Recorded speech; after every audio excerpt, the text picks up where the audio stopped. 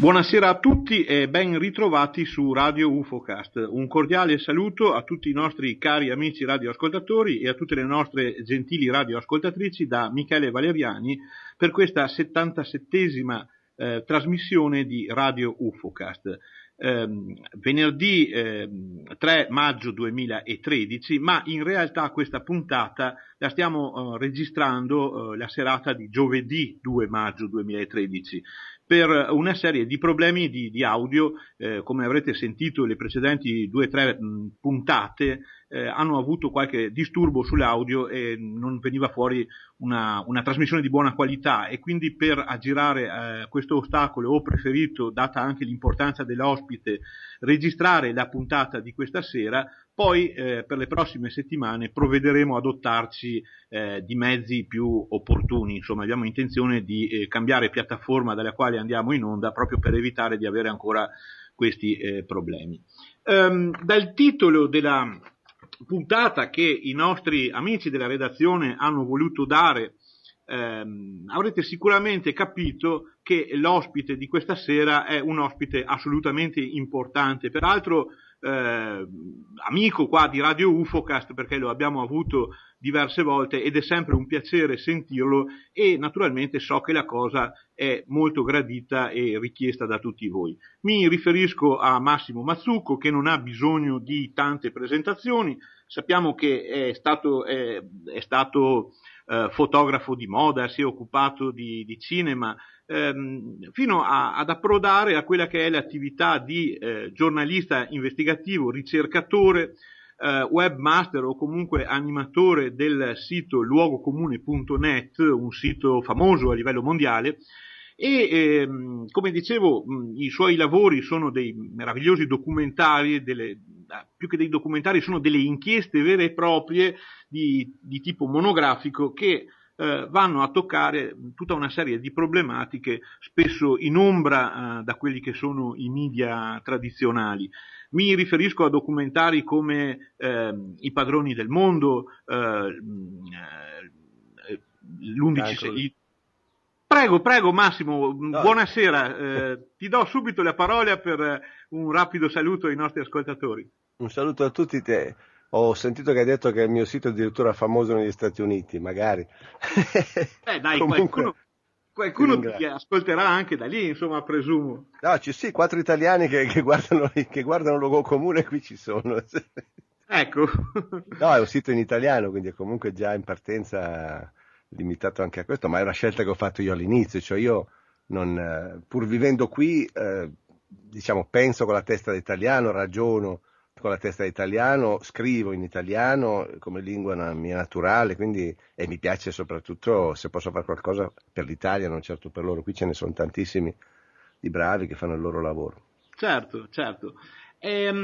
Stavo dicendo, appunto, volevo spendere mezza parola proprio per il titolo che i nostri amici della redazione hanno voluto dare a questa puntata, che è Contributi al nuovo ordine mondiale, in forma interrogativa, perché proprio va un attimo a ricalcare una frase di un capo di Stato famoso, abbastanza famoso qui da noi, appunto, che conclude in un discorso importante a livello istituzionale, conclude un suo passaggio dicendo proprio come frase che è in qualche maniera opportuno contribuire alla creazione di un nuovo ordine mondiale, insomma. Quindi siamo partiti abbiamo preso spunto da questo intercalare per titolare così la nostra puntata, proprio perché questa sera a Massimo vogliamo chiedere proprio alcuni aggiornamenti di fatti di attualità, di tematiche magari spesso riportate dai media a modo loro, su quelli che sono probabili tappe di quella che è questa famosa agenda del nuovo ordine mondiale, che magari per qualcuno potrà sembrare roba da complottisti, come si usa dire tra virgolette, ma che in realtà nasconde tutta una serie di fenomenologie e di scenari inquietanti.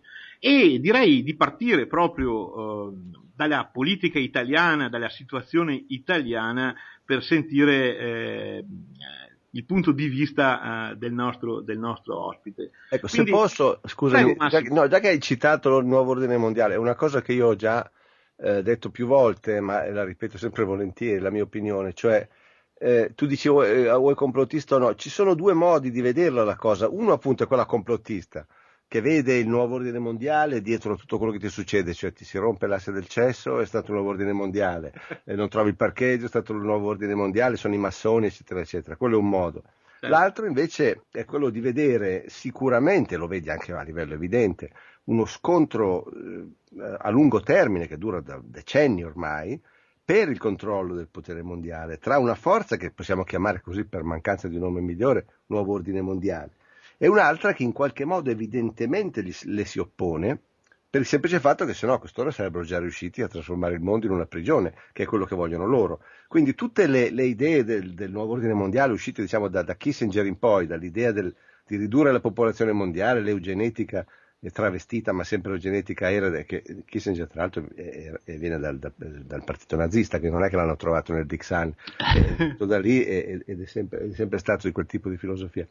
Però dico, tutte quelle idee lì avrebbero già sicuramente, si sarebbero già realizzate se fossero una forza unica, per cui certo piacerebbe a tutti il nuovo ordine mondiale, a loro piacerebbe questo, per fortuna a qualcun altro non piace del tutto, c'è anche chi si oppone, e soprattutto per fortuna la popolazione mondiale sta crescendo e quindi si accorge del tentativo sempre più evidente appunto, di mettere tutti in riga, come dire, usiamo questo termine generico, e quindi diventa anche sempre più difficile. Quindi sono due curve che secondo me si inseguono. Una è la curva della sfacciataggine, guarda solo l'episodio di Boston, l'ultimo, che è stata una sfacciataggine unica.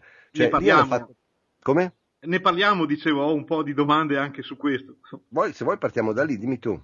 Come vuoi, guarda. Sì. Guarda, Boston è stata una cosa vergognosa dal punto di vista dei giornalisti, perché nessuno, ripeto, nessuno con la N alta un piano e mezzo di una casa, lo dico, certo, si è mai posto la domanda di quale fosse la prova iniziale secondo la quale quei due ragazzi visti nell'inquadratura della telecamera di sicurezza erano gli attentatori. Cioè tu vedi due ragazzi con lo zainetto, sì, in mezzo a una folla di 2000 persone di cui almeno 1000 hanno uno zainetto sulle spalle, perché ormai lo zainetto se lo porta in giro tutti. Certo. Ti fanno vedere 3000 volte i due che girano l'angolo, ma poi tu ti domandi, ma ho capito, ma come fai da lì a sapere che sono stati loro? Allora la risposta è che l'FBI ha visto un secondo video di sorveglianza nella quale si vede uno dei due, il più giovane credo, che posa a terra lo zainetto. Fateci vedere anche quello, vi costa tanto? Così almeno siamo tutti convinti. No, quello lì non te lo fanno vedere, ti dicono che c'è. I media, ma qui tutti, MSNBC, ABC, CBS, il CNN, tutti, automaticamente hanno detto ecco i sospettati dopo 3 ore erano già i colpevoli e dopo 2 giorni erano già morti, uno è morto e l'altro praticamente come se fosse morto, perché adesso sicuramente per evitargli la pena di morte lo obbligheranno a non parlare, a non dire la verità. Tutto quello che è venuto fuori dopo è già stato costruito sull'idea che questi qui fossero i colpevoli. Non c'è la prova e siamo esattamente come con Bin Laden. Sì. Nel senso che ci hanno detto i media che era stato lui per le Torri Gemelle, sono passati 12 anni, non è mai uscita una sola prova, nessuno oggi sarebbe in grado di dimostrare, ma neanche nel modo più tenue, che Bin Laden è responsabile, ma non importa perché ormai lo hanno deciso i media.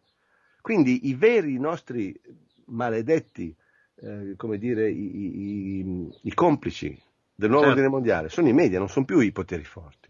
Sono loro che ormai sono talmente asserviti, ognuno di loro talmente a paura di perdere il suo posticino di merda, che alla fine stanno tutti lì, nessuno dice niente. Sono sicuro che quando bevono il caffè davanti alla macchinetta diranno ma scusa, le prove quali sono? Boh, non lo so, tu le sentite? No. Però nessuno ha il coraggio di dire niente. Si accetta tutto quello che ti viene dato. Tra l'altro è uscita per dire 2 giorni dopo l'intervista della mamma, se qualcuno è interessato sul luogo comune la trovate ancora in home page credo, della mamma 2 giorni dopo dalla Georgia dove stava, in Russia, Dagestan come si chiama, sì, che diceva ma l'FBI conosceva benissimo i miei figli, venivano a trovarli a casa, dice erano guidati, i miei figli erano guidati l'FBI gli diceva cosa fare, quindi praticamente ha rivelato. Ecco, quindi diciamo, il paradosso è questo, mentre a tutto il mondo venivano mandate in giro le foto di questi due ricercati mondiali e tutti quelli che avevano un cappellino bianco, un cappellino nero lo nascondevano subito perché dicono cazzo se verranno a prendere me, loro sapevano benissimo chi erano. Cioè è una presa in giro mostruosa. No, poi sembra che gli fossero avanzate anche 2 pentole a pressione. Poi dopo, ecco, io infatti volevo separare le due cose, cioè prima è la prima fase nella quale costruisci il mostro. Una volta accettato che quello è il mostro, è come tirare la catena e viene giù di tutto, perché a quel punto lì viene fuori che gli avanzavano 2 pentole, quindi stavano tornando a New York perché non gli bastava aver fatto un attentato, dovevano farne un altro, che per andare a New York però non sapendo guidare la macchina cosa fanno? Fermano uno, come dire, lo dirottano, cioè gli sequestrano la macchina ma lo tengono lui a guidare, non lo buttano fuori con un calcio nel sedere e lo tengono lì. Poi si fermano a far benzina e sono talmente astuti, perché sono terroristi scafati questi, che vanno tutti e due, si allontanano tutti e due dalla macchina per andare a pagare, questo qui scappa dalla macchina, questo è il racconto ufficiale ovviamente, e racconta così alla polizia che questi stavano andando a New York. Cioè è una cosa pietosa, però nessuno si ribella. Per cui questi qui secondo me hanno ragione, finché la gente si beve di tutto, questi fanno bene a sbattergli in faccia le cose. Un'altra cosa, se vuoi magari ne parliamo dopo. No, vai avanti. Il carrello del Boeing trovato adesso, è lo stesso tipo di dinamica. Cioè ti attaccano lì un pezzo di carrello in un posto impossibile, dove non poteva restare 12 anni, ma neanche se lo pagavi, no? E ti raccontano che poi c'è il motivo sotto, se vuoi ne parliamo, ma tutti ci credono subito, cioè nessuno si fa più domande. I giornalisti hanno smesso di fare domande, sono diventati dei timbratori di veline d'agenzia e quindi il nostro vero nemico, ha ragione Grillo in questo, il nostro vero nemico sono loro, perché nessuno più usa lo spirito critico, hanno paura. Certo. E questo è il risultato dell'intimidazione dell'11 settembre, cioè da quando c'è stato l'11 settembre, il 12 e il 13, io mi ricordo ancora, di settembre 2001, i giornalisti provavano a dire, ma scusate, ma là, dopo 2 o 3 che hanno cercato di alzare la mano in fondo alla classe e dire scusi prof, com'è sta storia, e gli è stato detto tu stai zitto, sei antipatriottico, cosa fai, metti in dubbio, nessuno più ha osato aprire bocca, perché hanno capito che sennò ti licenziano, come minimo. Certo. Si trovavano anche oltretutto accusati di terrorismo.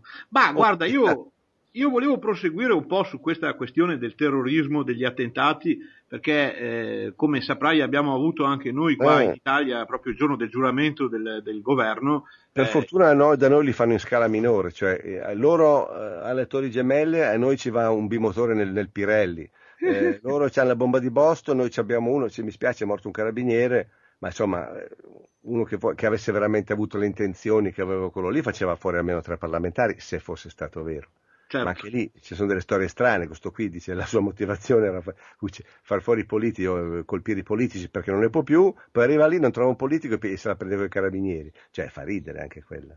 Ma comunque, vai avanti, scusa ti ho interrotto. No, ti stavo appunto chiedendo il tuo pensiero su questo altro episodio di terrorismo che abbiamo avuto qua noi tutto italiano. Giocano, i servizi italiani secondo me, giocano a fare gli americani in piccolo, però siccome sono esseri umani, non hanno il coraggio, e spero di non venire smentito ovviamente né di portare sfiga in questo momento, ma di solito diciamo, ecco, non hanno il coraggio. Ti ricordi quando da noi c'erano solo le elezioni, che hanno messo 2 bombe nel cassonetto, sono morti 3 piccioni credo alla fine, cioè, perché in realtà la vera stagione delle stragi noi l'abbiamo già avuta, è già passata, certo. Quella vera, quella quando c'era la CIA che controllava tutto quello che facevamo noi. Adesso evidentemente queste cose qui le fanno in casa, le fanno da soli, perché servono in realtà a scopi interni, no? Questa cosa qui per esempio, poi vai a scoprire tra l'altro che io l'ho detto subito, dopo un secondo che ho letto la storia di questo attentato mancato, o comunque di piazza lì del governo, ho detto vedrai che questo qui salta fuori con un grillino. Alla fine cosa si è scoperto? Che era uno che aveva votato per Beppe Grillo, però non ha avuto il coraggio, perché sanno benissimo che ci sarebbe un backlash mostruoso. Certo. Non hanno avuto il coraggio di appiccicargli l'etichetta, perché non puoi dire che 8 milioni di gente che ha votato per Grillo di colpo sono tutti assassini terroristi. Però comunque ci hanno provato, nel frattempo hanno messo in piedi una cosa, hanno messo lì una storia che non sta in piedi. Certo. Ma è sempre così, è sempre funzionale. Purtroppo i romani, i nostri grandi avi, hanno capito una regola fondamentale, cui prodest. Guarda chi ci guadagna e saprai chi è stato. Fine. Ci hanno guadagnato i musulmani in questi 12 anni dagli attentati delle Torri Gemelle? Direi no, abbastanza poco. Prendono calci nei denti dappertutto dove vanno, non possono neanche più pregare, poveracci. Quindi è chiaro che non sono stati loro per questo semplice motivo. Chi ci rimette non è mai quello che è stato. È sempre così. A chi conviene, a chi conveniva in questo caso questa specie di attentato che poi non sappiamo come se sarebbe dovuto andare, se fosse dovuto andare, non lo so, così, in modo diverso. Comunque sia, il giorno in cui si forma il governo, qualcuno dice, ragazzi, qui diamo una specie di botta per rinforzare il tutto, per unire l'Italia, così almeno nessuno protesta, stiamo tutti... Perché è sempre così il meccanismo. Quando c'è un attentato, stranamente, tutti i governi ti chiamano all'unità nazionale, uniamoci tutti, non siamo più di destra e di sinistra, siamo tutti italiani, trovi il nuovo nemico, appunto che è il terrorismo, il male, qualcos'altro, e così unisci tutti. Qui con Boston la cosa curiosa è che è venuta fuori proprio in un momento in cui l'amministrazione Obama stava prendendo calci nei denti da tutte le parti. Le hanno come si dice, non hanno votato, cioè la legge che loro volevano contro le armi, certo, l'avevano ridotta, prima le armi di assault weapons, i mitra praticamente, volevano togliere. Poi certo, alla fine si erano accontentati di avere il background check universale, cioè che almeno quando vendi un'arma sia obbligatorio dappertutto fare il controllo dell'FBI, mentre invece fino adesso è sempre stato che tu puoi andare a una fiera delle armi dove ci sono gli show e te la puoi comprare tranquillamente. Almeno quello volevano, si accontentavano di questo. Non gli ha votato neanche quello il Senato. I democratici sono talmente venduti, perché sono tutti controllati dalla lobby delle armi, che gli stessi democratici non hanno trovato la maggioranza. Obama stava veramente in un momento di cosa. Guarda caso arrivano sempre queste cose quando come si chiama il presidente, il leader, certo, di turno. Certo, l'ultima volta nessuno si è fatto caso che il giorno in cui hanno ucciso, tra virgolette ovviamente, Osama Bin Laden, nessuno si ricorda più cosa era successo il giorno prima. Io me lo ricordo e stavo per fare l'articolo su quello che era successo quando è venuta fuori la storia di Osama Bin Laden ucciso. Il giorno prima era successo che avevano messo in rete, avevano scoperto tramite la rete, era uscita in rete la notizia, che il famoso certificato di nascita che Obama aveva finalmente messo in rete per far vedere che lui è americano, basta con questa storia, era un PDF, qualcuno l'aveva scaricato e si era accorto che il PDF non era fatto a strati, cioè aveva i layers, non era schiacciato e quindi era un falso. Stava per esplodere la notizia che la Casa Bianca aveva messo un falso documento di nascita di Obama online direttamente dalla Casa Bianca. Questo la sera alle 8 o alle 6. Alle 9 è stato ucciso Osama Bin Laden. Cazzo, chi è che va più a dire al presidente non sei americano? Quella cosa lì è morta e per almeno 6 mesi non ne ha più parlato. Poi nessuno ha più avuto il coraggio di tirarla fuori. Sono sempre con le coincidenze che guardi un po' chi ci guadagna. Capisci? Certo, e qui sembrerebbe proprio che ci siano due buoni motivi in Italia, come ci dicevi appunto prima tu, la necessità di richiamare tutti alla coesione e all'ordine, e lì da voi negli Stati Uniti appunto questa cosa delle armi. Infatti, cosa ha detto Obama che si è lasciato? Perché poi si lasciano scappare loro la scusazio non petita. Dice certo. Questa sera, la prima cosa che ha detto, questa sera non siamo né repubblicani né democratici, siamo tutti americani. Peccato subito, cioè chi te l'ha chiesto? È talmente ovvio, no? Che bisogno hai di dirlo? Si vede che proprio ti stava sulla punta della lingua quella cosa lì che volevi dirlo. Ma guarda un po'. Parlando di movimenti di democrazia dal basso, di questi nuovi fenomeni, insomma, che stanno in qualche maniera sono protagonisti anche delle scene politiche non solo in Italia, ma anche un po' in tutto il mondo, specialmente in Europa e anche in America. Prima di parlare del Movimento 5 Stelle di Grillo, del quale naturalmente voglio sentire anche lì la tua opinione, volevo chiederti che fine hanno fatto i movimenti della primavera araba, per esempio, oppure Alba Dorata in Grecia, eccetera, oppure anche Occupy Wall Street è un altro movimento interessante che parte dal basso, che fa delle proposte, poi all'improvviso scompare. Qual è la tua idea? Il meccanismo, secondo me, della primavera araba so meno, ma posso intuirlo. Occupy Wall Street, la comparsa e scomparsa l'ho notata, l'ho seguita da vicino. Certo. Compare e scompare a secondo dell'importanza che gli danno i media. Quando questi rompevano le scatole, avevano occupato veramente, c'è stato un momento che avevano occupato credo 4.000 luoghi pubblici in tutta America, cioè anagrafe, municipi, banche, piazzali, c'è stato un momento pesantissimo. Allora Occupy Wall Street era una notizia, cioè quando non puoi evitare di occupartene, allora hanno cominciato a occuparsi cercando naturalmente di gettare discredito, gente che non si lava, gente che non lavora, sai, il solito va a lavorare a barbone, no? Ecco, è uscita quel tipo di mentalità lì. E bene o male l'hanno tenuta, come dire, l'hanno un po' spenta, perché se avessero detto alla gente veramente cosa dicevano questi era finita. Ovviamente qui la premessa che sta a monte di tutto questo è che c'è ormai in tutto il mondo occidentale almeno quello che si chiama il digital divide, cioè la barriera proprio che separa ormai in modo talmente netto da far paura quelli che si informano in rete o anche in rete e quelli che si informano ancora soltanto sui media tradizionali, cioè giornali e televisione. Certo. Tutti quelli del secondo gruppo, giornali e TV, non possono sapere le cose che sappiamo noi. Se guardano solamente giornali e TV, perché non è che noi che guardiamo internet non guardiamo la TV.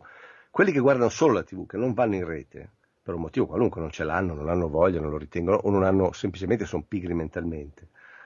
Quelli non possono sapere, ad esempio, qual è il vero motivo del problema bancario mondiale, il vero motivo del debito, eccetera, perché ovviamente i media mainstream non glielo spiegheranno mai. Quindi, anche lì, se i media mainstream presentano il movimento Wall Street come dei puzzoni, va a lavorare a barbone e basta, non fanno in effetti, fanno solamente un effetto di, come dire, di ammorbidimento, come una smorzata. Certo. Se veramente avessero raccontato cosa sostengono questi era finita, perché allora anche quelli che guardano soltanto la tele di colpa avrebbero detto cazzo ma hanno ragione sta gente qui, capisci? Certo. Quindi il primo effetto è stato quello di smorzare, poi la seconda fase di solito è quella di prenderli per stanchezza. Cioè quando vedi che sta gente lì con le tende, che si è organizzata eccetera eccetera, ma che in fondo se tu non fai il coverage non fa niente, perché loro esistono solo se esistono sulla TV. Saperlo in rete non serve a niente, perché quelli della rete sanno già che le banche sono i veri ladri del mondo. Tra l'altro ho sentito, scusa, una battuta bellissima l'altro giorno, non so se in Italia è mai girata, che dice date a un uomo una pistola e potrà derubare una banca. Date a un uomo una banca e potrà derubare il mondo. È bellissima. È vero. Questo è il concetto. Questo concetto noi lo sappiamo già, quindi a noi di leggere in rete di Occupy Wall Street non serve a niente, lo sappiamo già, siamo noi, come dire, in senso lato, no? Certo. Il problema è sempre travalicare la famosa barriera dei media mainstream, che sono ancora bene o male il 70-80% della gente al mondo, nel mondo occidentale, riuscire a passare quella barriera e rovesciare con l'acqua al di là. È un meccanismo che succede sempre prima o poi.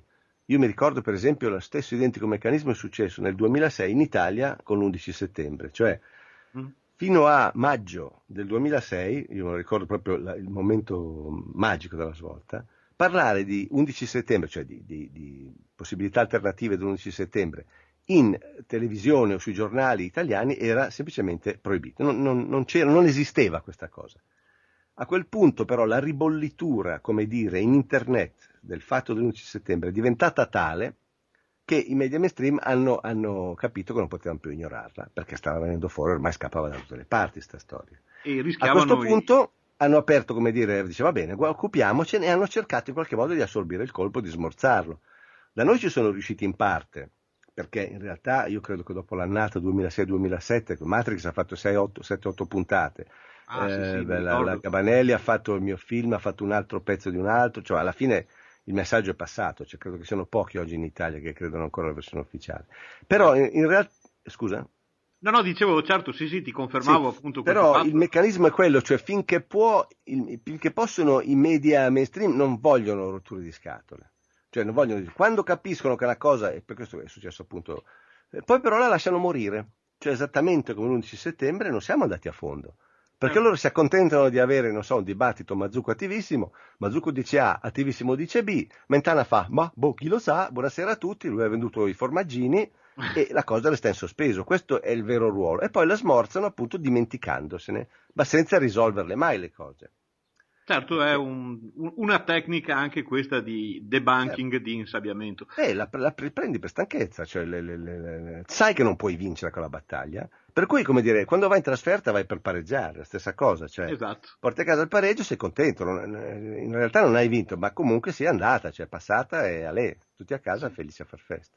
Assolutamente sì. Senti, tornando a Occupy Wall Street, viene anche un altro dubbio. Io avevo letto su qualche articolo che George Soros, il famoso finanziere americano, aveva in qualche maniera teso una mano a questo movimento, sembrava gli volesse... Quando Soros ti tende una mano io mi metterei l'altra dietro le chiappe, perché... Ecco, appunto. Se c'è una persona da cui non vorrei mai farmi aiutare è proprio lui, che gentilmente si tenga la manina al suo posto, che per me va bene così, guardi.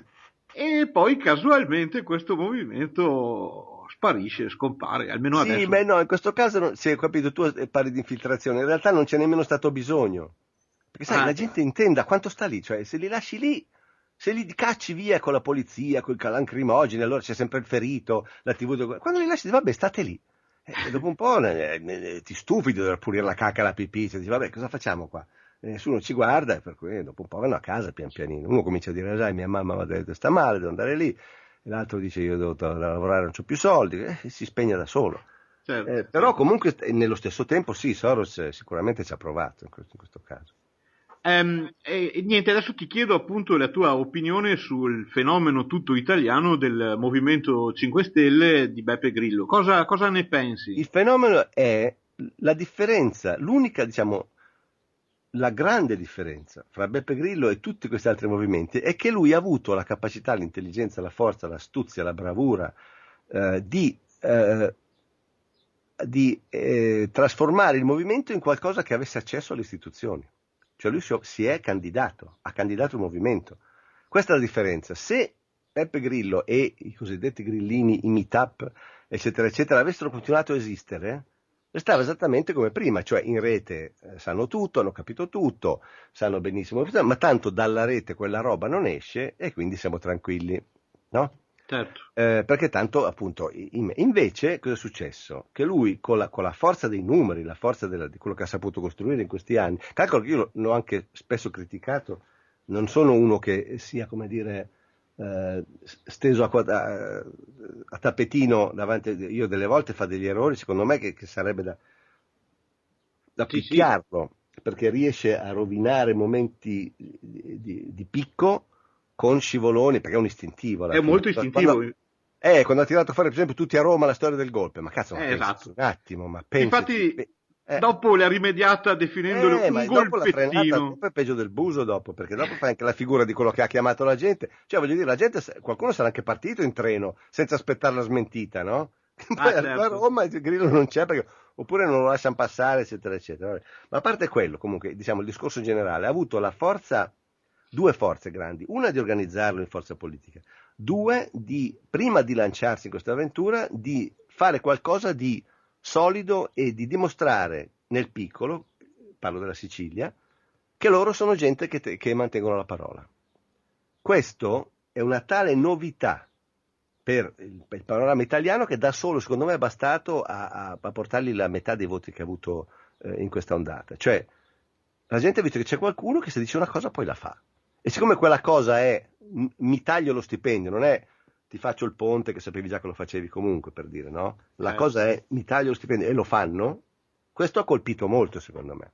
E fanno benissimo, secondo me, a restare rigidi su quello che, anche se gli altri ti dicono antidemocratico, eccetera, eccetera. Cioè, se lui dice per esempio non si va in TV, c'è un motivo preciso. Se firmi, siccome parli italiano e leggi l'italiano, a me fa ridere quello lì che è stato espulso, che adesso fa la Costituzione, il diritto alla parola. Coglione, hai firmato sì o no? E allora, la tua firma vale o non vale? Questo è il discorso da fare. Fanno bene a restare così rigidi, perché l'unica cosa che li salverà è l'integrità.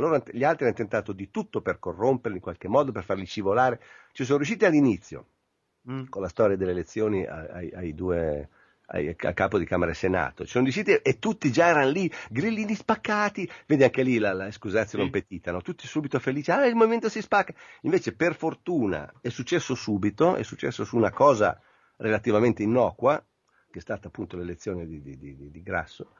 Dopodiché questi si sono guardati in faccia, si sono presi lo strizzone per fortuna e hanno capito che devono continuare a comportarsi uniti, e da quel momento mi sembra che abbiano continuato a essere uniti. Adesso c'è stata ovviamente la botta negativa, cioè io immagino che siano tutti abbastanza abbacchiati in questo momento, però secondo me è meglio così.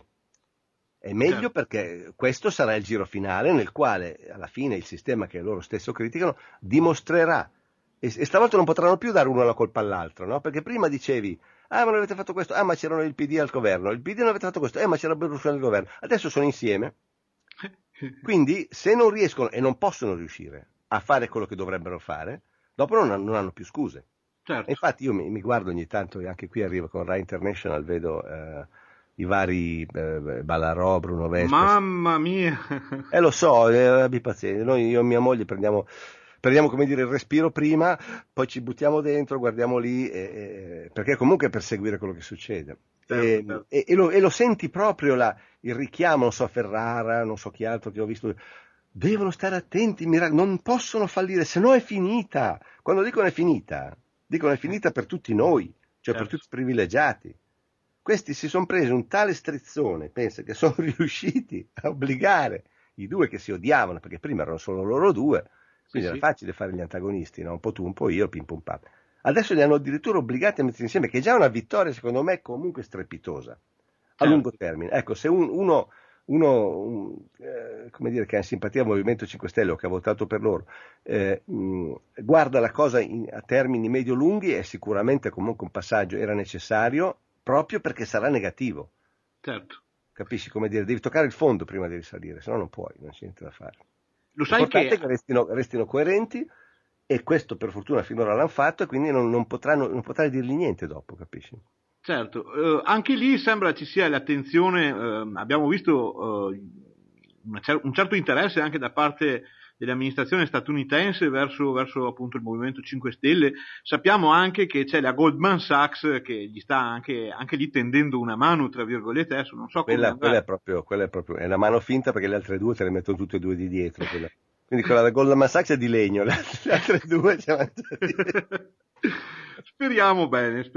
No, facevano così perché ovviamente questi sono puttane con la P minuscola, cioè chiunque sia al potere deve comunque avere a che fare con loro, tanto vale trattarli bene, tanto dopo quando poi ci vediamo a quattro occhi è chiaro che però è inutile fare i nemici, no? Perché questi hanno detto, se questi qui vengono avanti veramente, vanno al governo, dobbiamo avere a che fare con loro, allora perché mettere giù un precedente di antagonismo quando non è assolutamente necessario? Tanto costa niente dire che ci siete simpatici, no? Assolutamente. È come qui nel mestiere del cinema, io l'ho imparato anche a mie spese in un certo senso, quando all'inizio andavo in giro con le mie sceneggiature, bellissima, geniale, fantastica, eccetera eccetera, dicevo, cazzo, come sono bravo, dicevo io, no? Poi però non succedeva mai niente, non capivo perché, dopo un po' ho cominciato a capire che dicono bravo e bello a tutti, tanto che fatica ti costa, metti che quello imbrocca e fa il film, allora loro diranno, sono stato io a dirti bravo dall'inizio. L'avevo detto subito. Tanto vuol dire che tu non avrai successo, quindi non conterai niente, e quindi che se ne frega di averti detto bravo. Le parole costano poco. Certo. Senti Massimo, proprio riflettendo anche su questi movimenti e sul ruolo che ha avuto la rete nel portarli alla ribalta e nel portarli anche in qualche maniera a ritagliarsi dei posti a livello politico, a livello amministrativo, come sta cambiando dal tuo punto di vista l'informazione su internet? È meno libera di prima? Per esempio si parla tanto del ruolo di Casaleggio dietro al Movimento 5 Stelle come ruolo di supporter alla comunicazione, di supporter comunicativo, eccetera. Non è che si parla, è il suo ruolo. Sì, certo, sì, questo intendevo dire. Cioè, lui è l'uomo della comunicazione, se lasciavi fare il blog a Beppe Grillo, ragazzi, a quest'ora sì, quindi funzionare con l'alternatore in cucina. Sì, era tutto molto prima. Scusa, ti ho interrotto, ma appunto era per capire bene la domanda. Sì, era dal tuo punto di vista come sta cambiando l'informazione anche su internet, visto che ci sono questi soggetti professionisti, diciamo gli spin doctor o comunque questi professionisti Non credo che Casaleggio sia uno spin doctor, non c'ha bisogno di spinnare niente lui, perché in realtà basta dire le cose come sono, che stai dando un controspin tale a tutti gli altri, certo. che stai spinnando anche tu per inerzia, se non c'è bisogno di dare la svolta. Quando dici se la sono fatta sotto, si sono rinchiusi tutti nel loro palazzo, non è uno spin, è la verità. È talmente opposta a quello che invece ti raccontano gli altri che da solo è un controspin, come dire, ma in realtà sono le cose come sono. Cioè. No, io credo che Casaleggio sia una persona che è stato da una parte, non so, non lo conosco bene il personaggio né il fatto, però a intuito vado. Certo. Da una parte è stata una persona che purtroppo per lui, se qualcuno è saltato fuori questa storia del Casaleggio massone e lì torna appunto il famoso complottismo del primo tipo, del tipo A, che è quello che io detesto, perché certo. proprio ti impedisce di capire le cose come sono. Dove, certo, c'è una foto di lui con la figlia di un cugino di Goldman Sachs che fanno la pipì insieme ai giardinetti, bucucato, ma sono anche lui, cioè delle robe ridicole. Poi salta fuori invece che hanno beccato uno nel movimento che era iscritto alla massoneria, certo. e gli hanno dato una pedata e l'hanno cacciato fuori. Questo non so se lo sai questo fatto. Sì, lo so, lo so. Voglio dire, quindi guarda un po' che gran massone che ne becca uno e l'altro, ma io perché non pensavo, non l'ho detto perché quando ho filmato, no, e basta. Quindi vedi un po' tu, almeno voglio dire, stavano zitti, no? Se fosse stato massone lo sapevano, dovrebbero averlo saputo prima, e di certo non lo scoprivano, invece l'hanno scoperto loro, quindi guarda un po'. Ma a parte questo, ma sono un massone che poi non vuol dire niente, perché bisogna vedere il significato che attacchi alle parole, la massoneria storica e la deviazione sono due cose completamente diverse, quindi certo. Sai, bisogna stare attenti a usare le parole così come etichette. Ma a parte quello mi sembra la persona che prende anche più credito, secondo me, di quello che magari merita, perché in realtà a Grillo nessuno può dire cosa fare. Sì. Che Casaleggio controlla Grillo, a me fa ridere che Casaleggio controlla Grillo, nemmeno Grillo controlla Grillo, questo è il problema, che nemmeno lui riesce a controllarsi. Pensa se arriva uno intellettuale con gli occhialini che dice senti Beppi dovresti fare così, cioè, non lo ascolta neanche. Grillo è una bestia da questo punto di vista, gli sputa dietro subito. Sì. Ma non esiste, cioè, appunto, poi davanti a me quando dice chi c'è dietro a Casaleggio, a me deve sempre venire da rispondere chi c'è davanti a Casaleggio, casomai, perché questa è la verità, è Beppe Grillo che butta giù le pareti. Casaleggio, presumo, magari darà un minimo di ordine intellettuale alla cosa, magari faranno delle strategie insieme, eccetera, eccetera, ma che sia lui a controllare Grillo mi fa ridere.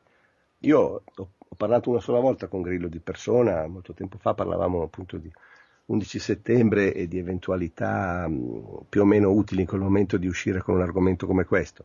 Ma già da quello, ma poi lo vedi come lui, cioè ma nemmeno lui può dirsi cosa deve fare. Questo è talmente evidente che mi fa ridere quella cosa lì. Certo, ma guarda, una cosa che mi ha lasciato personalmente piuttosto perplesso su Grillo, perché anch'io, diciamo, avevo parecchia simpatia nei suoi confronti, tuttora ne ho, insomma, perché comunque è un personaggio che ha dato vita a un fenomeno assolutamente nuovo e anche genuino, insomma, per i contenuti. Però io mi ricordo, ad esempio, nel 2000, verso la fine degli anni 90, che faceva degli spettacoli dove parlava liberamente certo. del signoraggio, per esempio, certo. Mentre recentemente, non recentissimamente, ma recentemente, proprio credo in occasione del V-Day, eccetera, a domande che gli avevano fatto dei certo. suoi... aveva Adesso negato... Ecco. Io l'ho criticato spesso in passato, devo pentirmi in parte di questo, perché solo ultimamente ho capito il meccanismo, o credo di aver capito comunque. Ho messo un sistema d'allarme interno, ogni volta che dico ho capito, se accendo la lucina rossa mi dà una scossa elettrica per cui mi correggo subito.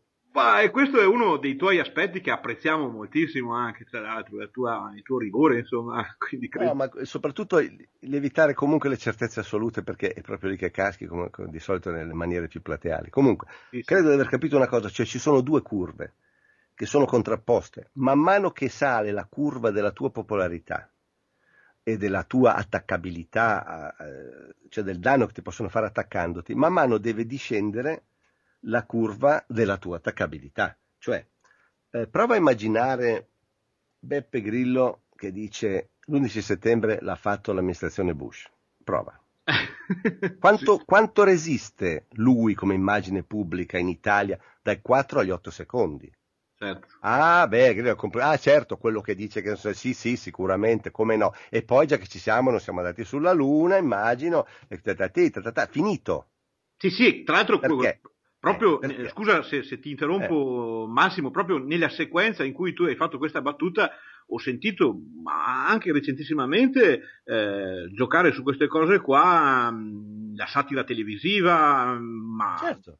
All'inizio hanno tentato, non ti ricordi quando hanno intervistato il primo grillino, poverino, che è cascato come un pero, lui era onesto, ha detto le cose, ha detto non so, ha citato Sì. Zeitgeist mi sembra, Sì, sì, no? sì. A di Sì, sì. colpo tutto il Movimento 5 Stelle era complottismo.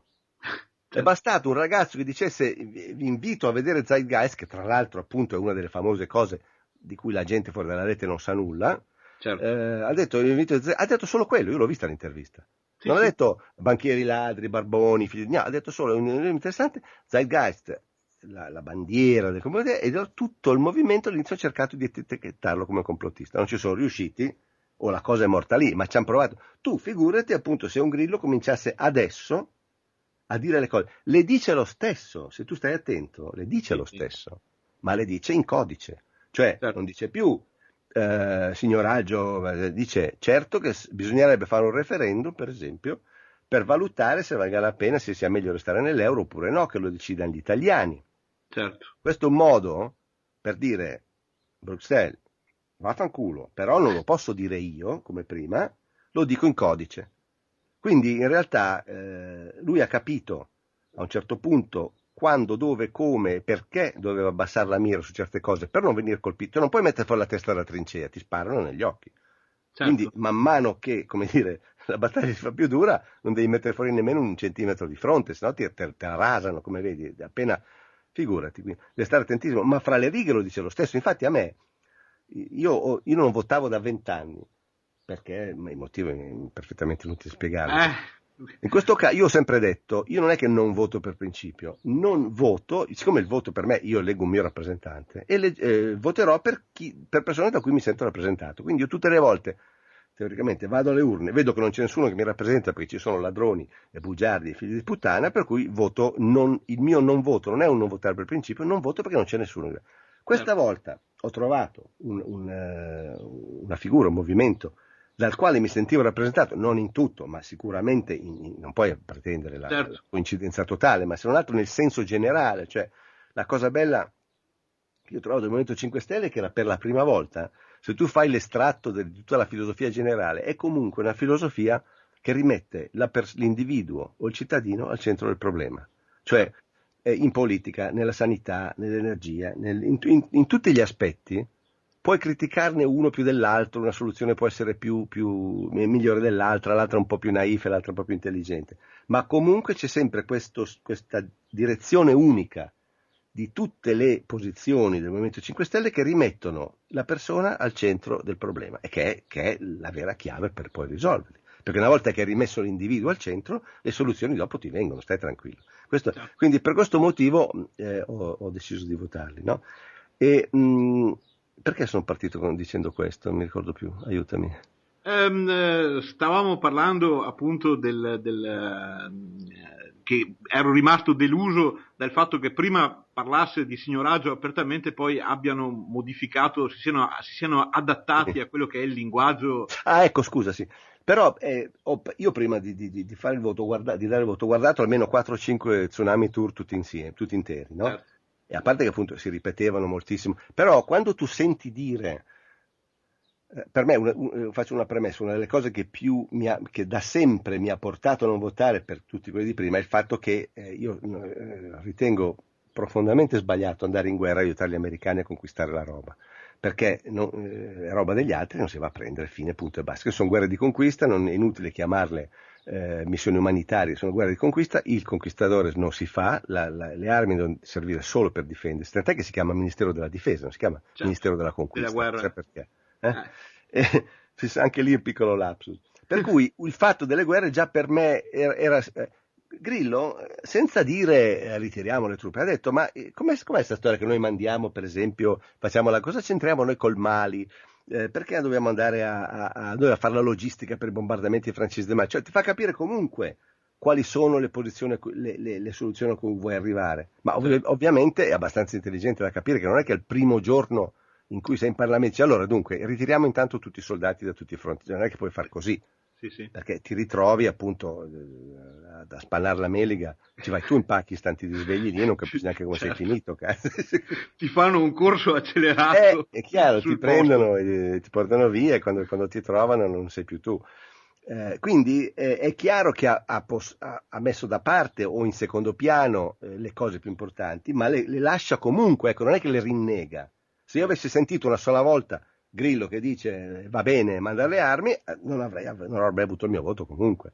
Per cui ha fatto lui un'operazione saggia a lungo termine.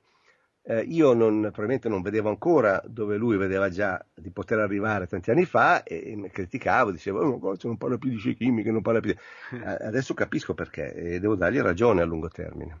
Certo, certo. E comunque anch'io condivido questo, come si dice, questa simpatia per chi parla di democrazia dal basso, perché chi mette al centro di tutto comunque il cittadino, i bisogni della persona. Sono modelli di democrazia che ci sono anche già. Veramente è l'unico modello di democrazia, perché demos vuol dire popolo. Quindi in teoria l'unico modello di governo del popolo, cioè democrazia, è il governo del popolo. Non è che ce ne sono altri in realtà. È stata talmente abusata questa parola che ormai il termine democrazia si invoca soltanto quando bisogna fare le elezioni, perché hanno bisogno comunque, siccome hanno inventato questa storia che si chiama democrazia, allora hanno bisogno della tua autorizzazione per delinquere, no?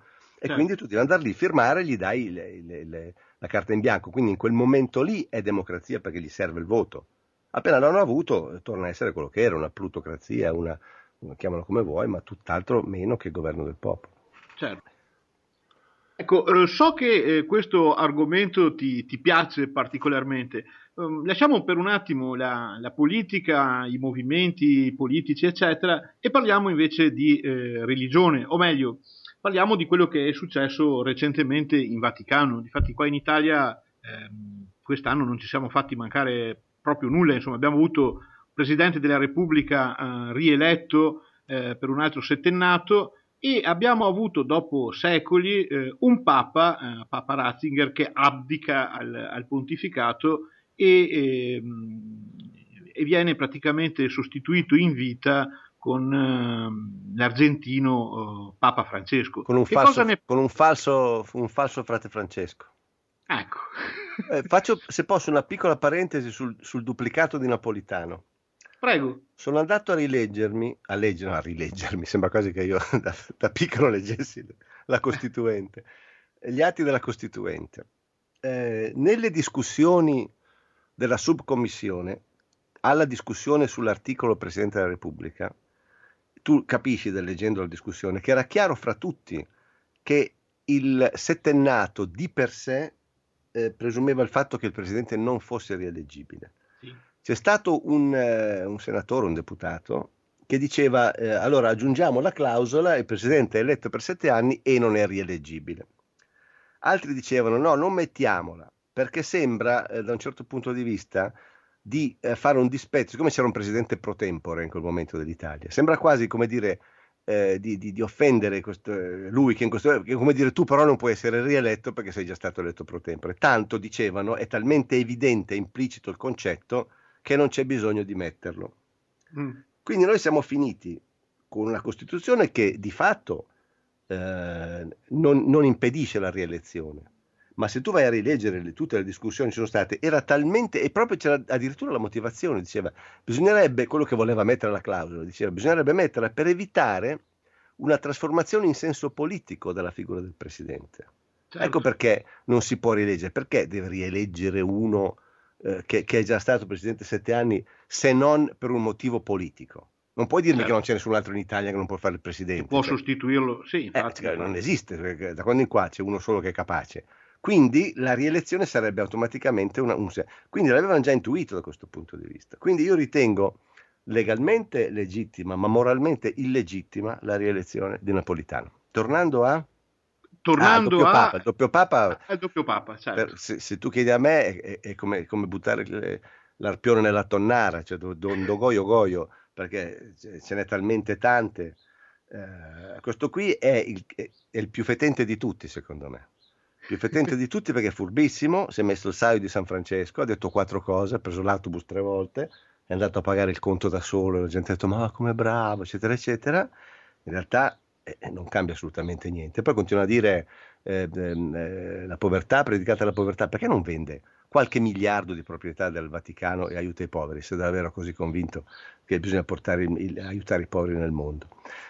Questo signore, negli anni bui dell'Argentina, 75-78, il colpo di Stato credo che sia del 76, era il prefetto, scusa, no, c'è un altro termine, comunque diciamo il capo, anche se è sbagliato, dei Gesuiti a Buenos Aires. I Gesuiti sono un ordine molto particolare perché ha due anime. Una è quella originale di San Ignazio di Loyola, il guerriero di Cristo, il combattente del Vangelo, quello che è la fedeltà alla parola del Vangelo, addirittura dobbiamo essere così fedeli da addirittura, c'era un'espressione, non mi ricordo più, dobbiamo essere addirittura come cadaveri, cioè noi contiamo talmente poco che è come un cadavere di fronte alla volontà del Vangelo. L'altra è la tangente, diciamo, sociale, che è uscita negli anni 70 in aiuto vero dei poveri, che si è chiamata Teologia della Liberazione e che è stata appunto portata avanti dai Gesuiti, ma dai gradi bassi dei Gesuiti. In alto i Gesuiti cercavano invece di controllarla. Uno di quelli che dall'alto, per fare contento il Vaticano, cercava di tenere, perché c'era un'alleanza maledetta in tutto il Sud America praticamente, fra le destre militari e il Vaticano, no? In realtà hanno governato insieme da sempre, non è una novità. È dal 300 d.C., quando hanno fatto l'alleanza con Costantino, che hanno scoperto che la spada e la croce vanno benissimo d'accordo, e poi in più la Chiesa ha anche scoperto il modo, e ci è riuscita per 1700 anni, di fare le guerre senza mai usare un solo soldato, usa sempre i soldati degli altri, loro non ne hanno, sono fantastici, questi sono geniali da questo punto di vista. Comunque è stato uno proprio di quelli che invece ha tarpato le ali al movimento, alla teologia della liberazione, e quando ci fu il colpo di Stato è stato accusato poi in seguito da due preti gesuiti di averlo denunciato, non denunciato perché le autorità militari sapevano benissimo chi fossero i gesuiti, ma di non averli protetti, permettendo che venissero arrestati, e poi furono appunto torturati e mandati a morire insieme agli altri 5.000 desaparecidos nelle celle sotterranee dell'Accademia Navale di Buenos Aires. Per qualche motivo che non ricordo bene, o dopo 6 mesi in qualche modo sono riusciti comunque a venirne fuori, e questi da sempre hanno accusato appunto il nostro caro Bergoglio di averli lasciati praticamente in mano ai militari, cioè li ha traditi praticamente. Certo. Adesso io avevo fatto gli articoli, avevo fatto la ricerca, non ricordo più bene i dettagli, ma il succo della sostanza è questo, cioè è comunque un falso progressista, è uno che gioca molto a fare scusatemi che non parlo bene italiano questa sera, spero che state tutti bene, buonanotte, cioè fa così e la gente va in brodo di giuggiole, perché di fronte al pastore tedesco che avevamo prima, chiunque sarebbe simpatico oggi, no? Assolutamente. Perché questo qui fa impazzire, ma in realtà la Chiesa non la puoi cambiare, punto e basta. La Chiesa è come il Titanic, cioè quando una nave da non so quante tonnellate viaggia in una certa direzione verso l'iceberg, anche se lo vedi l'iceberg, che l'hanno visto 20 minuti prima, un quarto d'ora prima, non riesci a deviarla più di tanto, devi di un grado, di due, ma lo prendi comunque, non c'è niente da fare. Cioè la Chiesa è quella che è, non è mai cambiata nel corso della storia e non può cambiare, può semplicemente restare o finire, una delle due. Però ultimamente sembra che anche i media e comunque anche il potere, tra virgolette, sia meno indulgente verso la Chiesa, non gli sono state certo ma se risparmiate. comandano loro, il governo l'ha fatto loro, l'hanno voluto loro, sono stati loro a volere l'inciuccio con Letta è figlio della Democrazia Cristiana. Sono loro, i primi applausi del governo non li ha avuti non mi ricordo più, è stato Cardinale Bertone uno dei primi a complimentarsi. Sono loro che controllano tutto. Poi i media fanno finta. Ai media, quando ti fanno finta di attaccare la Chiesa, vai a chiedere di tirare fuori i veri documenti di Ratzinger, quelli che io ho pubblicato e che altri hanno pubblicato, dove si vede che Ratzinger 3 giorni prima di essere eletto Papa doveva apparire in un tribunale del Texas come imputato, non come testimone, come coimputato per una serie di quegli scandali della pedofilia di allora. E allora l'elezione di Ratzinger fu fatta in gran fretta perché così il giorno dopo lui potesse subito mandare a chiedere l'esenzione al Dipartimento di Stato americano come capo di Stato estero.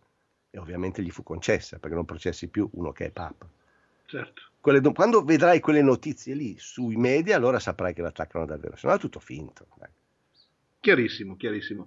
Beh, sai, in rete girano anche comunque questo tipo di insinuazioni, cioè che comunque la Chiesa sia sotto attacco sempre da questi illuminati o comunque da Sono sotto questi... attacco perché, certo, perché quella è la guerra di cui parlavamo prima da sempre. Scusami, no, non confonderti con i buoni e i cattivi di cui dicevo io. Loro sono in guerra da sempre con il potere massonico, ma questo è un fatto storico.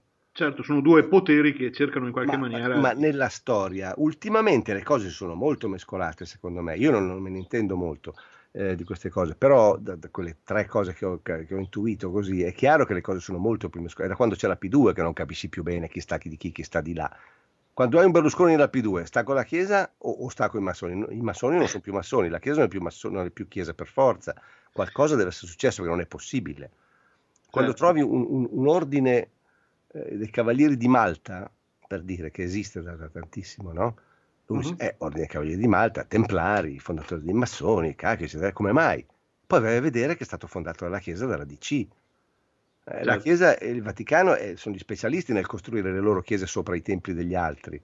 Quindi c'è una sovrapposizione talmente sottile che non riesci più a giudicare chi sta di qui, chi sta di là. Ognuno sta, secondo me, dove stanno i propri interessi in quel momento e guardano al massimo le strategie a medio termine, ma proprio al massimo quando sono lungimiranti. Ma se no, ognuno si fa gli affari loro e porta a casa quello che può. Quando c'è il rischio appunto di un sarebbe stato un colpo di Stato in realtà, un governo guidato dal Movimento 5 Stelle, perché di colpo tutti quelli che erano prima al potere si trovavano esautorati. Quello non si può avere. Certo. Quando quello non si può avere, stai tranquillo che si serrano tutti i ranghi, massoni, massini e massetti, non c'è nessuna differenza perché sono comunque gente abituata a spartirsi il potere. La prima cosa che non vogliono è che ci sia un altro convitato al loro tavolo. Poi dopo fra di loro ciucciano, inciucciano, litigano secondo delle occasioni, poi fan scena, non fan scena, ma anche lì guarda il cui prodest, chi sta bene Certo. in Italia e chi sta male.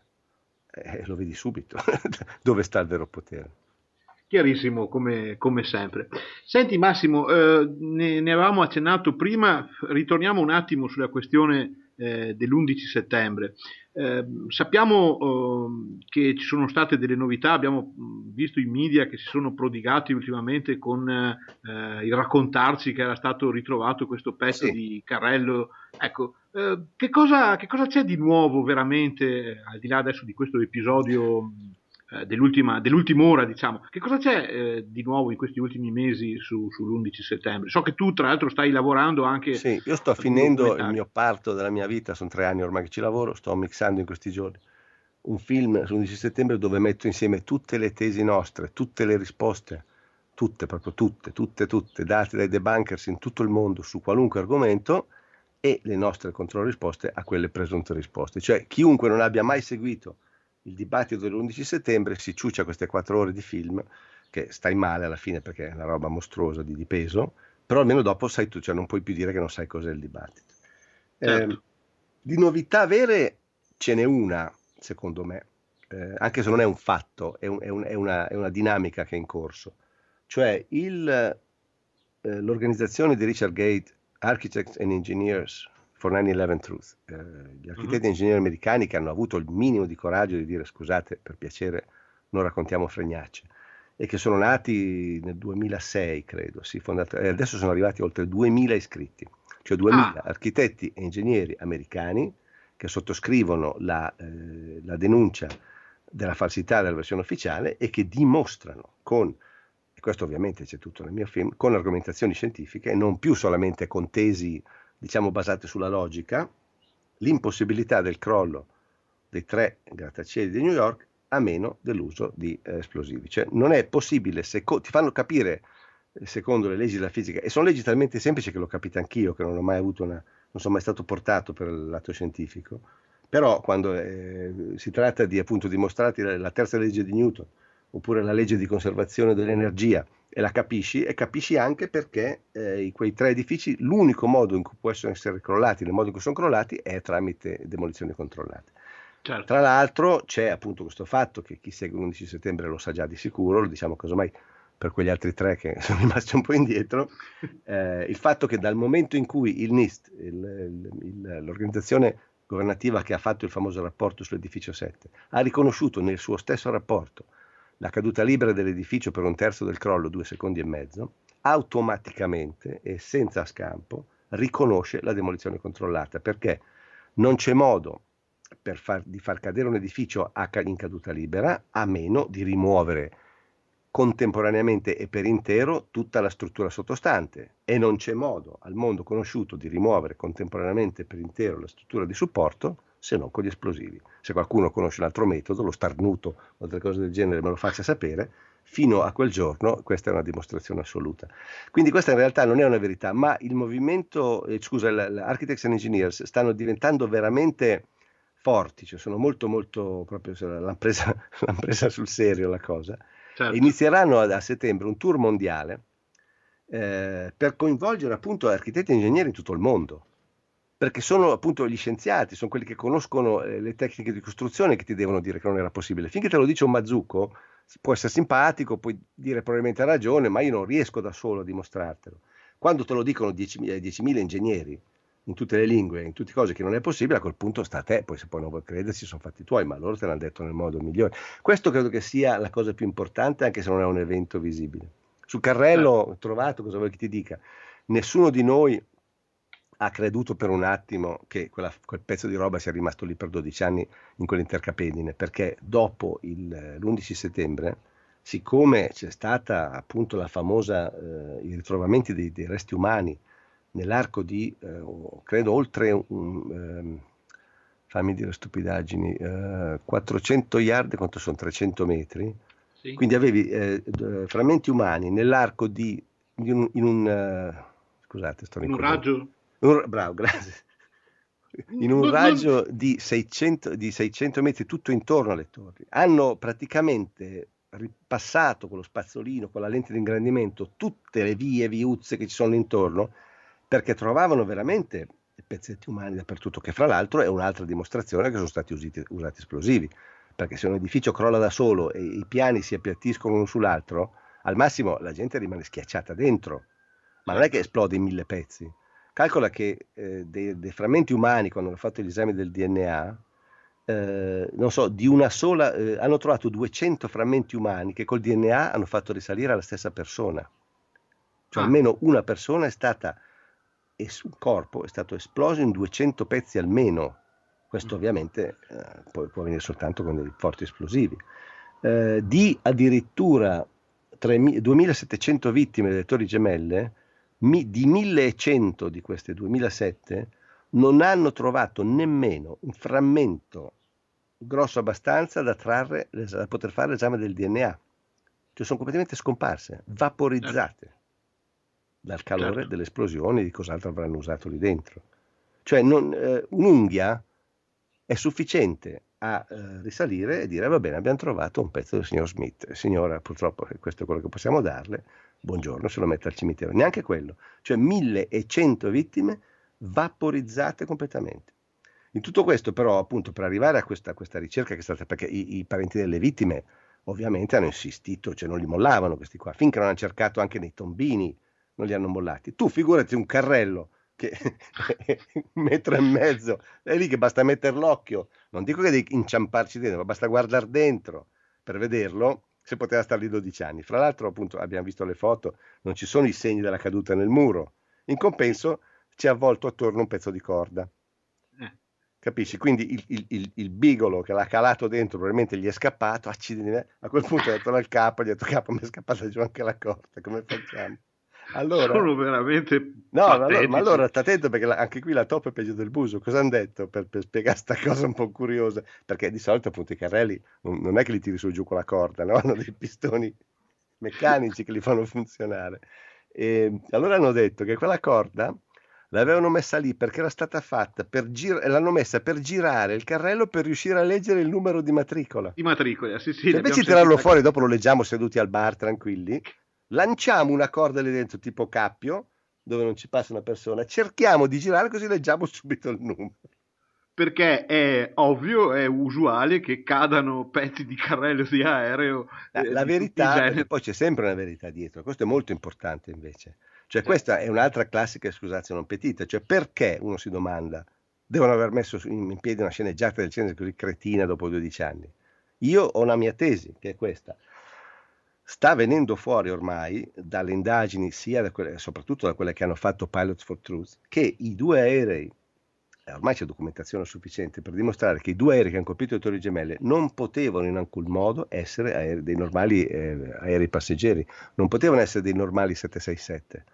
perché andavano a una velocità, specialmente il secondo, di 300, cioè 200 miglia, quindi 300 km all'ora, oltre la velocità massima consentita dai limiti aerodinamici di quegli aerei, nella densità d'aria che c'è a 700 piedi, cioè praticamente a livello delle Torri Gemelle, quasi a livello del mare.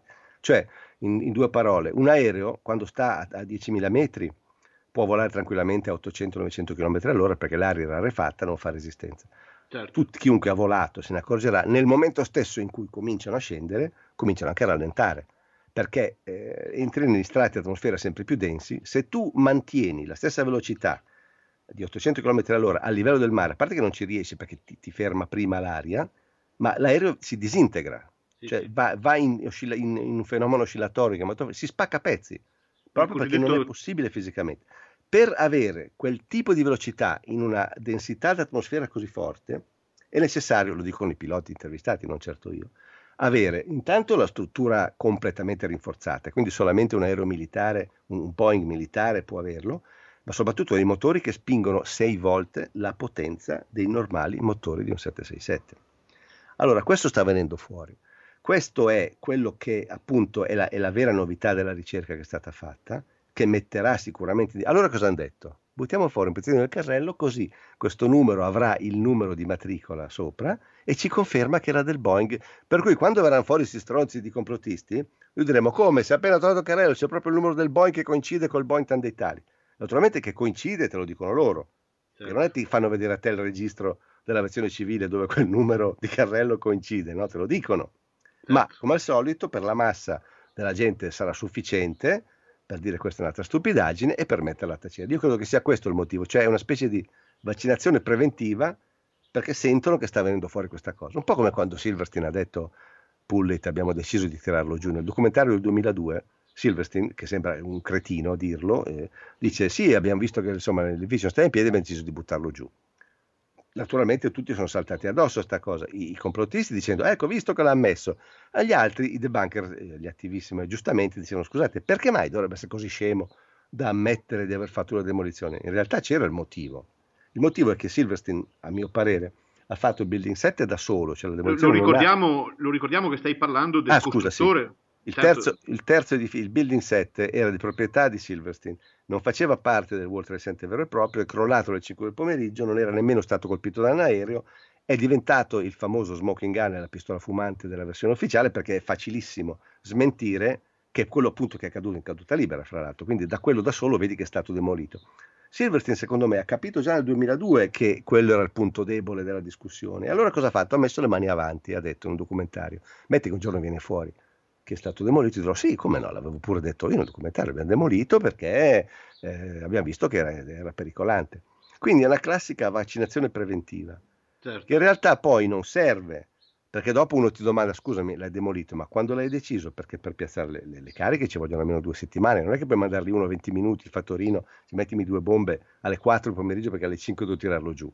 Quindi Certo, una ammissione ne implicava, però se non altro uno avrebbe avuto la scusa pronta, credo che l'abbia fatto per quello. Comunque certo. sono cose che appunto ormai non servono più, perché quando hai tutte le prove degli Architects for Engineers, e sono prove scientifiche, o tu mi cambi, mi dimostri che non è valida la terza legge di Newton, oppure la legge di conservazione dell'energia, oppure, come dire, ti attacchi al carro e fai quello che a me non piace fare. Insomma. Certo. Poi comunque quando è il mondo proprio della scienza, della tecnologia, in qualche maniera a tirar fuori una verità, a dimostrare un qualche cosa, diventa Sì, anche... anche lì sì e no, perché già prima in realtà Stephen Jones e Neil Sarrit hanno dimostrato tutte e due che c'era la termite nel coso, ma gli altri si attaccano al fatto che no, non è possibile, non è valido, non è qui, non è là, non è termite, è ruggine, mi è caduta la biro, può essere questo, può essere quell'altro. Cioè, quelle dimostrazioni di tipo strettamente scientifico possono essere sempre contestate. Guarda solo il radiocarbonio della Sindone. La Sindone, il Certo. radiocarbonio ha dato 1300 d.C. Di colpo, tutti quelli che difendono la Sindone, che vogliono che sia il sudario di Cristo, il radiocarbonio non è più affidabile. In certi casi può essere stato contaminato, cioè tirano fuori di tutto. Qui non si tratta di disputare un'analisi scientifica, qui si tratta di negare delle leggi della fisica fondamentali. Un Certo. corpo non può cadere in caduta libera se ci sono degli ostacoli che lo sorreggono. Questo ci arriva Certo. con bambini di 2 anni.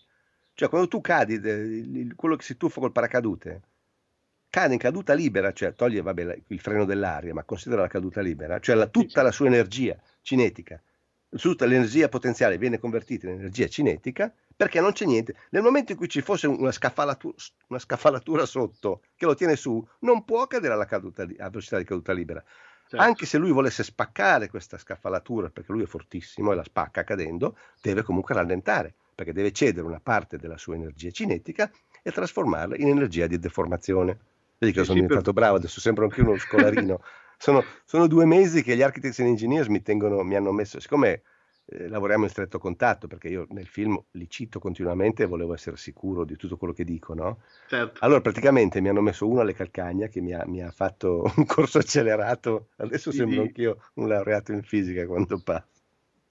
No, no, ma so che tu sei solito fare così quando prepari i tuoi lavori, cioè entri proprio in quelle che sono le dinamiche e in quelle che sono le regole che stanno dietro ai vari fenomeni, insomma, quindi è Sì, poi la lodevole. parte più difficile secondo me anche qui è quella di far capire a un pubblico normale, quindi anche normalmente intelligente ma che non è preparato, di far capire il problema, perché solamente facendogli vedere tutti i passaggi, Sì, io nel film per dirti devo far vedere prima uno che cade in caduta, uno che si tuffa dall'aereo e devo dire quando un corpo cade in caduta libera, poi devo far vedere una roccia che cade dalla montagna in caduta libera, ma che appena picchia la montagna e si spacca, rallenta. Allora spiego che in quel momento rallenti.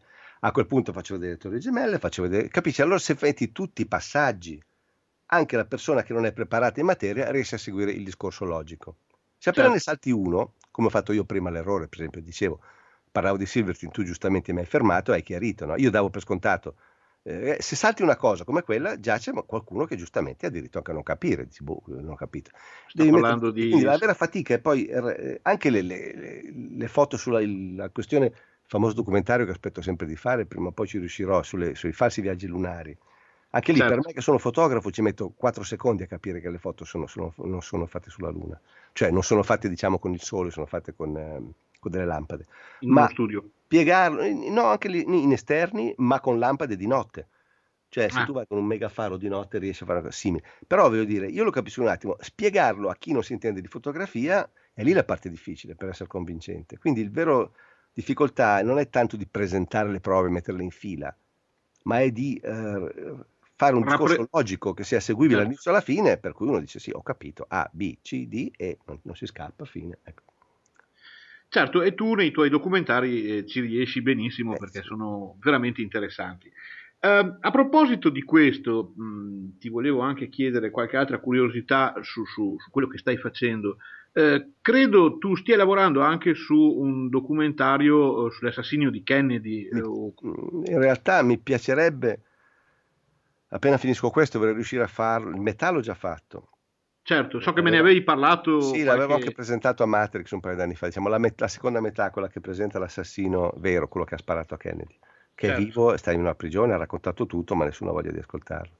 Dovrei ecco, fare anche la prima metà che riguarda l'impossibilità di Oswald di colpire Kennedy e speravo di farci, siccome il novembre prossimo è il 50° anniversario, se ne parlerà molto e mi piacerebbe averlo pronto.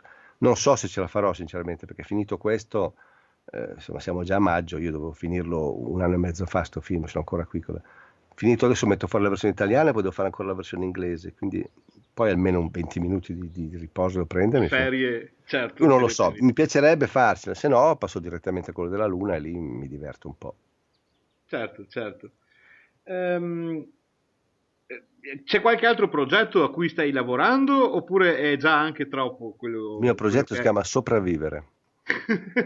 Una volta Non riuscito in quello ho avuto successo. Allora non sei l'unico a Eh, lavorare a progetti di questo genere. esatto. Prima di concludere, che credo di aver già abusato anche troppo del tuo tempo, ti avevo promesso che Vai, tranquillo. ecco, volevo farti anche qualche domanda sulla situazione così dello scenario bellico, tra virgolette, mondiale, o comunque una domanda che spesso ci fanno anche i nostri ascoltatori più che altro. C'è molta... La risposta semplice è questa. Gli Stati Uniti non hanno, a mio parere, la forza militare sufficiente in questo momento per impegnarsi nemmeno in una partita a bocce supplementare, cioè sono talmente stremati internamente con le truppe, noi non certo. sappiamo niente, ma si suicidano 3 al mese o 4 al mese dall'Afghanistan, prima dall'Iraq, adesso dall'Afghanistan, in giro per il mondo. E sono talmente anche stirati proprio dal punto di vista di soldi che comunque non possono farlo. Infatti la cosa meravigliosa è quando Israele, adesso lo fa un po' meno, quando insisteva per attaccare l'Iran, dicevano ragazzi, cioè, guardate che anche volendo, cioè, non sapevano bene come dirlo pubblicamente, ma lo facciamo capire, cioè, non ne abbiamo abbastanza. C'era quelli che Certo. volevano partire e andare in Corea a bombardare la Corea, no? E gli Mm. dicevano vai tu con tuo cugino, perché noi non ne abbiamo più, cioè non possiamo permetterci. Poi, bene o male, insomma, questo ministro nuovo della difesa che Obama è riuscito a mettere al Pentagono non è un falco. Certo. Quindi questo aiuta sicuramente molto. Il problema è che Obama è totalmente in balia di forze superiori a lui. Cioè, Obama è molto simpatico, molto divertente, ma sotto i pantaloni non so cosa c'è, non c'è granché secondo me. Perché Diciamo che non ha una personalità sufficientemente o un'autorevolezza tale da poterci mettere del suo e da potersi contrapporre a chi lo... la personalità ce l'ha, non ha i coglioni, proprio detto così, cioè non ha la forza. Lui continua a inseguire questo sogno di mettere d'accordo repubblicani e democratici, che va bene all'inizio, quando ancora non avevi preso la facciata, ma dopo 4 anni di sberle in faccia adesso ha ricominciato e sta continuando a prendere, tant'è vero, come ti dicevo, che alla fine erano tutti d'accordo a fare la legge per la riduzione del controllo delle armi, alla fine non è riuscito nemmeno a far passare il Certo. background check universale. Cioè non ha la forza, non so come dirti, non ha... anche con Israele si potrebbe fare una cosa molto più rigida, cioè piantatela, di rompere le palle, se no smettiamo di darvi soldi, punto e basta, perché alla fine Certo. Israele sta in piedi per i finanziamenti americani, Americani. militari e di denaro.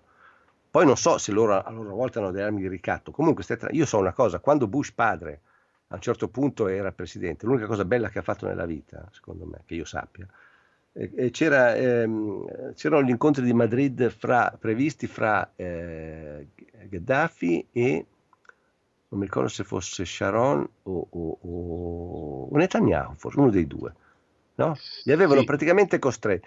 Questi qui hanno fatto di tutto, non volevano andare a fare gli accordi di pace, no? Perché loro non serviva la pace con Arafat, certo. serviva la guerra. Quindi praticamente hanno inventato delle scuse per non andare. Bush ha detto benissimo, gli ha chiuso i rubinetti dei finanziamenti, 15 miliardi di dollari, non so quando, di allora, dall'oggi al domani, pubblicamente. Cazzo, dopo una settimana Netanyahu con la sua valigina è arrivato lì a Madrid e era seduto a parlare di fronte a Arafat. Certo. Poi non è una conclusione lo stesso, però almeno ci è andato, cioè li puoi obbligare.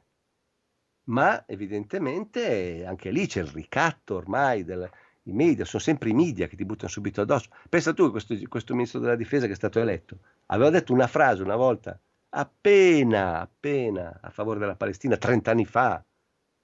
Gliel'hanno tirata fuori L'ha subito, tirata era fuori. uno contro Israele e non volevano votarlo per quello. C'è talmente una specie di processo pubblico, come si dice, Processo mediatico, sì, sì. sì, ma la parola non è il processo, quando vieni, vabbè, Messo alla gogna. ecco, l'agonia pure, esatto, l'agonia, sì. Cioè è una roba vergognosa. D'altronde anche lì, se continui a non ribellarti, continui ad accettare, il paletti si sposta sempre di più. Chi ha interesse che vada in una certa direzione non li ferma certamente. Ma questa ultima escalation e queste minacce della Corea del Nord di utilizzare le armi nucleari, per esempio, su installazioni americane, eccetera, secondo te è una messa in scena o c'è un fondo di verità dietro? O è fatto apposta per continuare a alimentare magari... No, questo è stato chiaro subito, è stato molto chiaro subito, cioè, scusa, questo Lin Junjing, come si chiama, aveva bisogno, come dire, di rafforzare il suo potere all'interno. Ha mostrato un po' i muscoli, ha fatto il bullo, eccetera, ha abbaiato un po'. Pare che non siano capaci neanche di mettere una lavatrice dentro un razzo, altro che una bomba atomica, cioè non hanno la tecnologia. Tu lo vedevi dalla tranquillità non degli americani, ma dei sudcoreani. Certo, che Capisci? sono lì a Quindi due passi. quando il ministro sudcoreano dice sì, noi seguiamo con attenzione, come dire, non siamo proprio, ma non abbiamo ancora messo nessun segnale di preallarme, cioè capisci che è chiaro che sanno che non ha niente quello. No, lui da una parte faceva questo per avere un po' così, di supporto interno, per tirar su l'amore popolare verso di lui. Dall'altra perché di solito il padre c'era sempre riuscito, abbaiando un po' così, allora pur di calmarlo gli davano un pezzo di pane. Il problema vero è un altro. Il problema vero, come al solito, sta a monte e nessuno se lo pone mai. Perché la Corea del Nord è così incazzata contro gli americani? Non è che sarà mica per... Perché li stanno strangolando Ecco, con un embargo vergognoso da 50 anni, esattamente come Cuba. certo, Se vai a Cuba, l'odio per gli americani, mica perché sono yankee perché sono strozzi perché non gli lasciano arrivare niente. Cioè, a Cuba non ci certo. sono le medicine, non c'è niente, devono farsi tutto da solo. Finché c'era la Russia che l'aiutava, ancora. Da quando la Russia ha smesso di aiutarli, non hanno più niente. Perché questi qui Certo. li costringo, pur di, come dire, sono talmente impregnati politicamente, vecchio stile, nel dover far fuori a tutti i costi il comunista cattivo. Cioè, mi sembra di vedere dei piccoli Berlusconi che usano la parola comunista come la parola diavolo, interscambiabili, no? Ecco, allora, Certo. siccome questi regimi sono comunisti e noi comunisti non li vogliamo fare, allora gli facciamo di tutto finché a meno che naturalmente i comunisti siano troppo potenti come la Cina, che detengono l'80% del tuo debito, allora a quel punto vanno benissimo anche le violazioni dei diritti umani, va benissimo tutto, non c'è nessun problema. È sempre... In fondo sono comunisti buoni. Sì, ma anche se non lo fossero comunisti, comunque la violazione dei diritti umani è quella che viene usata, perché loro non dicono facciamo l'embargo a Cuba perché è comunista, non puoi dirlo, se no ti sputtani. Allora Certo. violano i diritti umani. In Corea violano i diritti umani. In Cina li violano, ma siccome loro hanno i nostri soldi, hanno il nostro debito, in questo caso va benissimo così. È meglio, esatto. Eh. Quindi ai nostri radioascoltatori che ci chiedono se ci sia in atto uno scenario da terza guerra mondiale, diciamo, li possiamo Io credo tranquillizzare che per il momento. se fossi uno in grado di tranquillizzarli, ragazzi, No, non pretendo questo, però insomma, insomma, le tue... dopo tra le tu- l'altro se succede se la pigliano con me. Ma Zucco aveva No, detto che non succedeva. no, le tue parole però sono No, io credo che sinceramente... il picco massimo lo abbiamo raggiunto, il rischio massimo nell'autunno 2011. Certo, Lì è stato veramente un attimo, siamo stati secondo me molto più vicini di quello che credevamo. Lì per fortuna Obama ha fatto lo strappo, tant'è vero che Netanyahu si era arrabbiato non poco, è stato una specie di scandalo come dire, interno contenuto a malapena, uno schiaffo che gli ha dato, non ha voluto incontrarlo ed era come dirgli, senti, però alla fine la realtà era già quella, che non hanno proprio la possibilità, a parte che da un punto di vista interno hanno hanno dei tali problemi qui dal punto di vista economico che l'idea che altri soldi vengano spesi per un'altra guerra la gente si ribella. Non puoi sì. farlo, tant'è vero che nei tagli, nei decurtamenti che hanno fatto adesso a 360 gradi, si è andato di mezzo anche il Ministero della Difesa. Per la prima volta, credo in 30 anni, è stato tagliato il budget del Ministero della Difesa. Ah, interessante questo. Sì, sì. Faceva Interessante parte perché... della ghigliottina famosa che Obama, cioè se non riusciamo ad avere un accordo sul budget, allora scattano automaticamente questi tagli Sì, a sì, il famoso... 360 gradi e lì a 360 ci va dentro anche il Ministero della Difesa. Certo, certo, il famoso meccanismo per prevenire, come si chiama, il fiscal cliff, credo. Era esatto, era proprio quello, il fiscal cliff, esatto. Bene, Massimo, ho qualche altra curiosità da chiederti, visto che parliamo di fondi e di tagli, eccetera, eccetera. Recentemente l'amministrazione americana e anche la NASA, insomma, hanno sbandierato, non so se sia stato un qualcosa che è arrivato solo qui come flash, ma hanno sbandierato quest'idea di intraprendere delle missioni umane su Marte in tempi molto brevi. Ti risulta? Che cosa ne pensi? A me Non risulta so. che non riescono neanche ad andare sullo shuttle, Ah, ecco, in realtà, cioè sono tutti modi per rubare soldi per progetti, perché ricordati che importante è stabilire, come da noi, il ponte di Messina, non è mica importante farlo, importante certo. che ci sia un progetto per far uscire dei soldi. Eh, Mi risulta da sé, è già da Bush che dice dobbiamo andare su Marte, come dire, la Luna è troppo vicina, no? È troppo comoda, non vale. Ecco. Certo. In realtà hanno dovuto chiudere le missioni dello shuttle sia per mancanza di soldi, sia perché proprio tecnologicamente siamo alla frutta, cioè questi razzi per andare nello spazio e portare su qualcosa di più di un cacciavite, ti serve talmente tanta di quella potenza che sei limitato, cioè più lontano puoi andare, meno lontano riesci ad andare. Certo. Perché finché useranno questo tipo di razzo, ancora che è ancora a scuola Saturno, ancora il vecchio stile, che brucia in maniera mostruosa, cioè non trovano un altro modo un pochino più intelligente, sono proprio limitati tecnologicamente, ma poi non hanno nessun interesse ad andare da nessuna parte in realtà, te lo dico, è solamente una scusa come un'altra per rubare dei soldi. Cioè, Certo. calcola che governare vuol dire dividersi i soldi che ci sono nello Stato e ognuno usa le sue scuse, c'è quello che si inventa il concerto per difendere lo Sri Lanka riesce a avere 300 euro dal Ministero del Turismo di Montecatini. E c'è quello Certo. che si inventa i viaggi su Marte e riesce a ciulare 300 miliardi di dollari per le sue società di cose Tecnologiche, aerospaziali che dovranno certo. studiare le tute speciali. L'importante è muovere i soldi. Poi su Marte, casomai alla fine, se poi riescono davvero, ci mandano Bush, secondo me. Dice, vai tu che avevi tanta voglia, dice adesso facci davvero, vai. Bellissimo. Bene, bene Massimo. Un'altra cosa, un'altra curiosità che abbiamo è anche sul fronte energetico, diciamo. Cosa sta facendo l'amministrazione americana in questo campo? Sai che comunque un paese industriale ha una grande fame di energia e il petrolio in questi ultimi tempi anche in America scarseggia, non c'è più l'autonomia. Stanno fraccando tutto il gas possibile, ne hanno moltissimo e stanno vergognosamente inquinando tutto il substrato del terreno agricolo in quantità innominabili. Ah, ecco.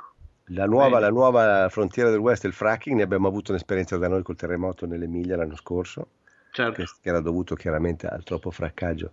Io dico fraccaggio, non so se si dice Sì, fracking. sì, fracking, non so il termine Sono esatto buttati che sul si gas usi. naturale, il petrolio continua ad andare come è sempre andato, ma stanno buttandosi sul gas naturale a livelli vergognosi. Questa è la grande rivoluzione verde di Obama, cioè Di verde è il Obama. colore in cui diventeremo noi quando avremo inalato tutto quel gas. Ho capito, quindi non ve la passate tanto diversamente da Ah no, noi, ma anche. finché ci sono le compagnie petrolifere che controllano i politici, è chiaro che non può cambiare niente. I politici sono solo degli ubbidienti servitori delle lobby farmaceutiche, petrolifere, tabacco, e queste qui, finché non cambia quello, figurati. Certo, lo sappiamo e non ci stupiamo più ormai. Va bene Massimo, guarda, io ti ringrazio per il tempo che ci hai voluto dedicare, speriamo di risentirti ancora, magari in occasione dell'uscita del tuo famoso documentario ti dedicheremo Sì, una puntata o ne parleremo insieme, insomma. Io benissimo. direi che abbiamo detto tutto quello che dovevamo dire, abbiamo ottenuto un buon aggiornamento sulla situazione da te, dal tuo privilegiato punto di vista. Ti pregherei di salutare i nostri radioascoltatori e se vuoi aggiungere qualcosa, fallo pure, insomma. No, vi romperò le scatole quando è pronto il film, così vi farò sentire obbligati a comprarne un paio di copie per aiutarmi un po'. Mi tengo un buono per rompere le scatole in quel modo lì, dai. Faremo quel che Va potremo, bene. sarà assolutamente un piacere comunque vederlo e perché no, comprarne anche una copia perché in questo modo possiamo anche avere la possibilità di vederne degli altri. Ma soprattutto di Bene, copiarlo e distribuirlo e rompere le scatole ai cugini, ai nonni, ai parenti, ai colleghi in ufficio, eccetera, eccetera. Certo, benissimo. Bene, grazie allora al nostro ospite Massimo Mazzucco, anche per questo venerdì per Radio UFOcast è tutto, buonanotte e buon fine settimana a tutti. Ciao a tutti.